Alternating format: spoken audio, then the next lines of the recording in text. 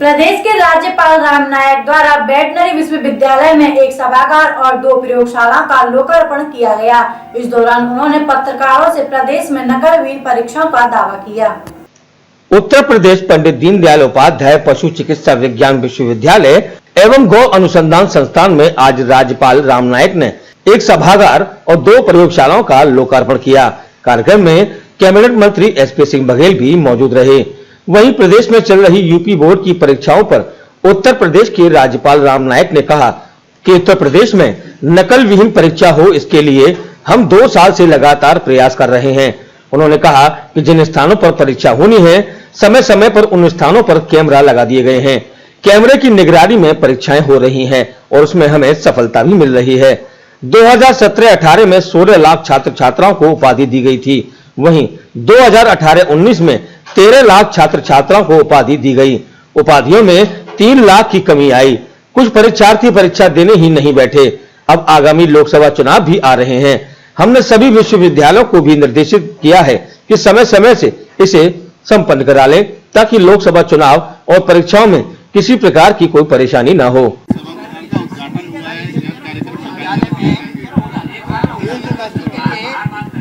आप एक कोई सवाल मुझे पूछेगा तो मैं उत्तर दे पाऊंगा। ठीक है सर, आज सभागार का उद्घाटन हुआ है, कैसे क्या करना है, क्या प्रोजेक्ट? 1.5 साल पहले जो है आपकी उपस्थिति में मुख्यमंत्री ने घोषणा की थी और अभी तक खुला नहीं। क्यों नहीं खुला? उन्होंने कहा था जुलाई से खुल जाना चाहिए था। क्या क्या? डेयरिंग और फिशरीज के कॉलेज खोलने के लिए मुख्यमंत्री ने आपकी उपस्थिति में 1.5 साल पहले यहाँ घोषणा की थी कि जुलाई से खुल जाएगा, पिछली जुलाई, और अभी तक नहीं खुला। इसका क्या कारण? अब उसको कुलपति को आप पूछे। मैं तो नहीं, ऐसा है ना कि आप सवाल कौन से पूछना वो तय करो ना। मैं कोई नहीं, ऐसा है, सुनिए, आपको सही उत्तर चाहिए तो मेरे पास इस समय पर उत्तर नहीं है, लेकिन जानकारी के तौर पर जो शुरू होता है उसके लिए जो प्रक्रिया है वो प्रक्रिया पूरी करनी पड़ती है, और प्रक्रिया पूरी होकर मैं ऐसा मान रहा हूँ कि इस साल नया जो होगा उस समय पर होने की संभावना है। सर, बोर्ड परीक्षा शुरू हो गई है, जिस प्रकार से नकल विहीन परीक्षा प्रदेश में कराने के लिए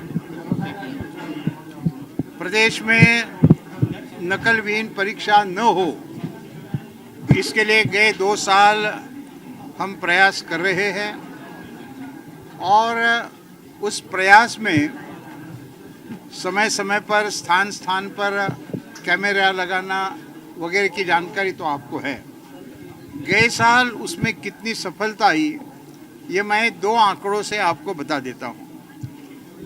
2017-18 में लगभग 16 लाख छात्र छात्राएं को उपाधियाँ दी गई थी, और 18-19 में लगभग 13 लाख छात्र छात्राओं को ये उपाधियाँ दी गई है। मतलब 3 लाख उपाधियाँ गए साल कम हुई। सामान्यतः उपाधियाँ बढ़ती जाती है, लेकिन जिस प्रकार से बहुत निग्रह से और आग्रह से ये स्कीम हमने लगाई, तो कई जगह पर छात्र परीक्षा के लिए भी नहीं आए और सभी पेपर्स भी उन्होंने नहीं दिए, तो यह सफलता हो रही है। इस भूमिका में इस समय पर भी सभी परीक्षाएं कैमरा के नीचे होगी, गलत प्रकार से कोई काम न हो इसके लिए व्यवस्था की गई है, और इसमें सरकार भी सहयोग दे रही है, और उसके आधार पर इस साल की परीक्षाएं ठीक प्रकार से होगी। अब लोकसभा का चुनाव आ रहा है, और लोकसभा का चुनाव सामने रखकर जब भी आचार संहिता शुरू होगी उसके पहले इस प्रकार का काम पूरा करें, ऐसे निर्देश सभी विश्वविद्यालयों को दिए हैं, ताकि चुनाव की प्रक्रिया भी ठीक ढंग से हो और परीक्षाएं की जो प्रक्रिया है वो भी ठीक प्रकार से पूरी हो। लेकिन अब की बार जो विश्वविद्यालय की परीक्षाएं होंगी, जो चुनाव होंगे, क्या उसमें कुछ फर्क तो नहीं पड़ेगा? क्या लोकसभा जो चुनाव होंगे उसमें फर्क तो नहीं पड़ेगा जो विश्वविद्यालय की जो परीक्षाएं होंगी? नहीं, उसमें क्या, देखिए ये 2 अलग अलग प्रक्रिया है।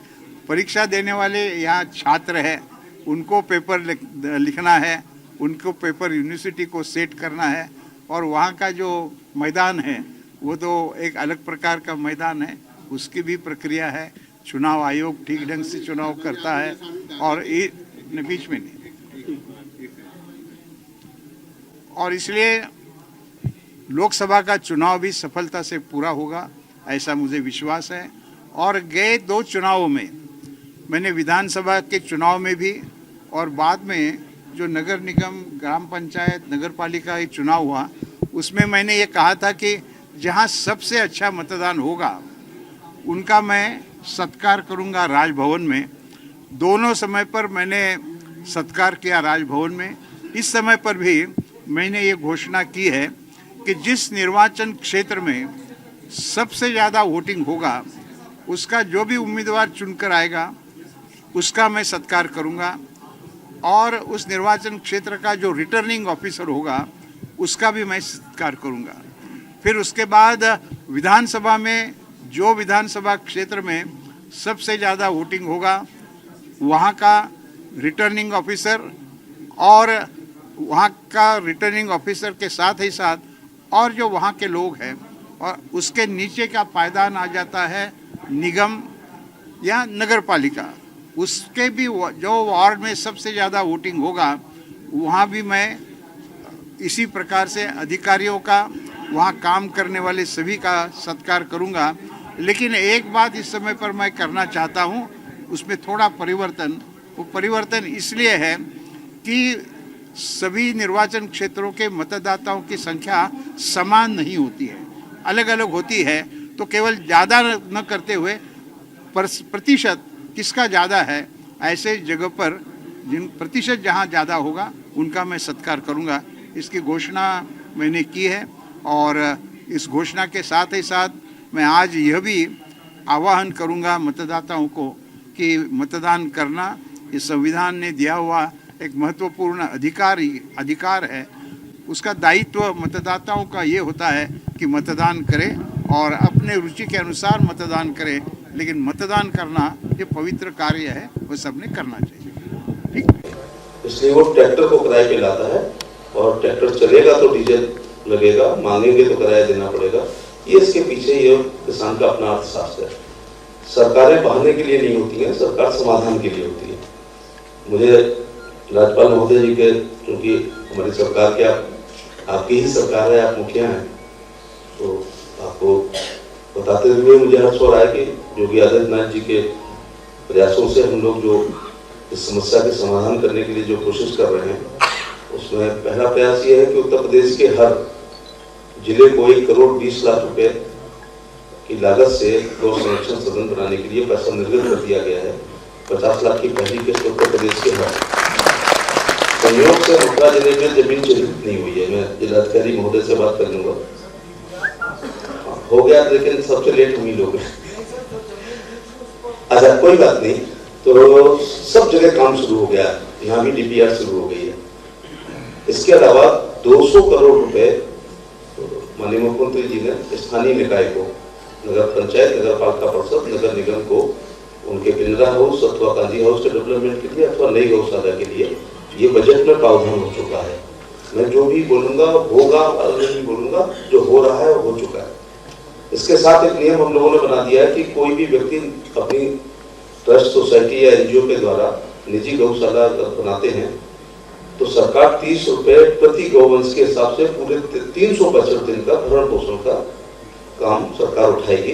तो ये भी एक बहुत बड़ा योगदान है। इसके अलावा मुझे एक फिरोजाबाद मॉडल और एक रायबरेली मॉडल आजकल बड़े प्रसिद्ध हो रहे हैं। मैं यहाँ के अधिकारियों से भी कहना चाहूँगा कि वो फिरोजाबाद में हमारे कलेक्ट्रेट के पास कर चुका हूँ मैं उसका उद्घाटन। ये मुझे अपने आप एक दिन विचार आया कि मनरेगा का अनलिमिटेड बजट होता है, यूज करें एप्लीकेशन, यूज करें एप्लीकेशन। 40-60 का रेशियो होता है, 40 पक्का 60 खर्चा।